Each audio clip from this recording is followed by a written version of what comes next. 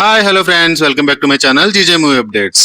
ఏదైతే ఇది అయిందని విశ్వనాథన్ సన్స్ కన్నా ముందు అగద చూసేద్దాం అని డిసైడ్ అయ్యా. అగద మూవీ ఎలా ఉందో చూసేద్దాం. ఈ మూవీని ఎంఎస్ రాజు డైరెక్ట్ చేశారు. మెయిన్ లీడ్ లో కామాక్షి భాస్కర్ల మహాదేవి క్యారెక్టర్ లో కనిపించింది. స్టోరీలోకి వెళ్తే స్పిరిచువల్ పవర్స్ ఉన్న ఒక అమ్మాయి, అదే రెండు హీరోయిన్, తన కజిన్ చేసుకున్న సూసైడ్ వెనుకున్న అసలు రహస్యాలు ఏంటి అనేది తెలుసుకోవడానికి ప్రయత్నిస్తుంది. ఆ రహస్యం కోసం ఇన్వెస్టిగేషన్ చేస్తున్న క్రమంలో ఆమెకి చాలా భయంకరమైన పరిస్థితులు ఎదురవుతాయి. ఒకవైపు దైవ శక్తులు, మరోవైపు పురాతన చేతబడి శక్తులు, వీటి మధ్య జరిగే హోరాహారీ పోరాటం చుట్టూ ఈ సినిమా కథ నడుస్తుంది. అక్కడ ఒక పెద్ద గృహ, అందులో ఉన్న ఒక పెద్ద విగ్రహం, వీటికి ఆ సూసైడ్ కి ఏంటి సంబంధం? స్టోరీ ఏదేమైనా గానీ లాస్ట్ వరకు ఎగ్జాక్ట్లీ ఏం జరుగుతుందో గెస్ చేయడం కొంచెం టఫ్ గా ఉంటది. మీ అందరికీ తెలుసు దీనికి ఏ సర్టిఫికేట్ ఇచ్చారు. సో ఫ్యామిలీ ఎంటర్టైనర్ కాదు, మెచ్యూర్ హర్రర్ ఆడియన్స్ ని టార్గెట్ చేసిన మూవీ ఇది. ఇంకా పాజిటివ్స్ లోకి వెళ్తే ఫస్ట్ బిగ్గెస్ట్ పాజిటివ్, స్టోరీని ఎంగేజింగ్ గా తీసుకెళ్ళడం. హర్రర్ మిస్టరీ ఎలిమెంట్స్ ని లాస్ట్ వరకు మెయింటైన్ చేయడానికి బాగా ట్రై చేశారు. ఇంకో ఇంట్రెస్టింగ్ పాయింట్ ఏంటంటే చేతబడుల వల్ల మన ప్రజలు ఎలా ఇబ్బంది పడుతున్నారు, ఎన్ని ఇష్యూస్ ఫేస్ చేస్తున్నారు అనే పాయింట్ ని కరెక్ట్ గా చూపించారు. దానివల్ల ఎంతమంది జీవితాలు నాశనం అవుతున్నాయి అనేది ఇందులో బాగా చూపించారు.